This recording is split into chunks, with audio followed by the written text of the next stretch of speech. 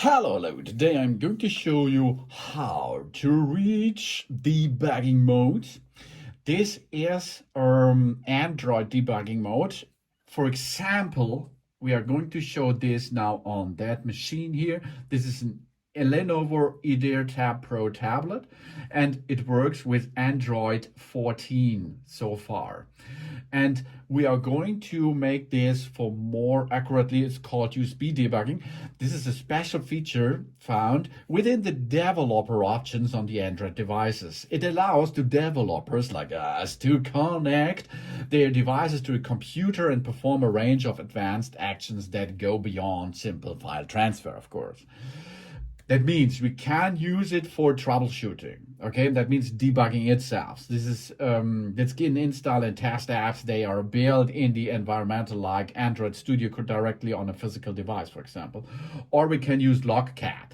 So we can view detailed system logs and app-specific messages, performance analytics, or advanced system administration, rooting the device. The debugging mode is the first step if you are going to root our device. USB debugging is often a prerequisite of rooting a device, which grants of advanced administrative privileges.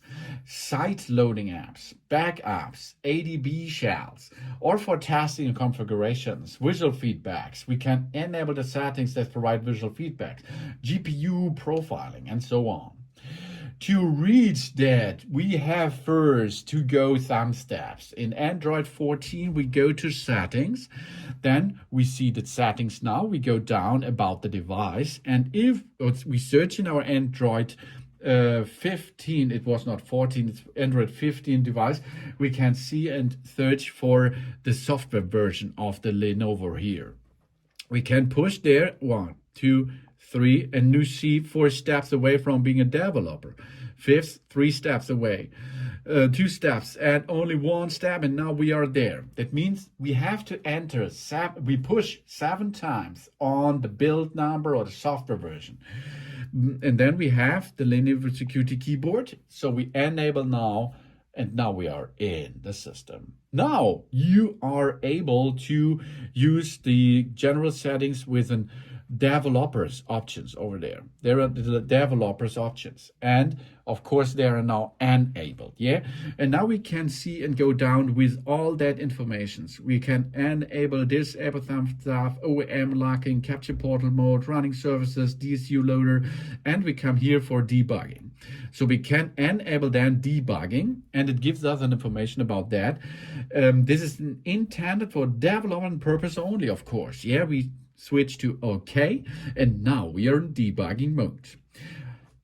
With this option, we can make wireless debugging. We can disable ABD code from timeout. We can make a bug report shortcut, and so on. As you can see, there is a lot of development stuff that enable if we are proof test.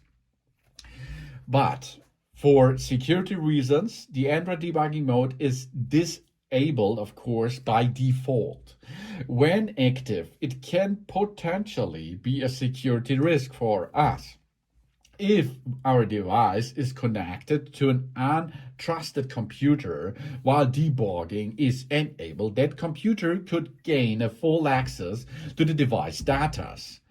It's highly recommended, of course, to do this only enabled, this mode, when we need it, and we should turn it off afterwards. That means if you completed the work, go use the development of, then okay. Then we are back and it is not any shown. That means we are go out of the USB debugging mode. Really important, I think. So you can reach and enable and disable this mode for a lot of stuff which you can make. Debugging, logout, performance analytics, or of course routing, site loads apps, backups, ADB shells, visual feedback, and GPU profiling. Thanks for watching. Please subscribe me and give me a positive feedback, and I hope to see you again on my channel.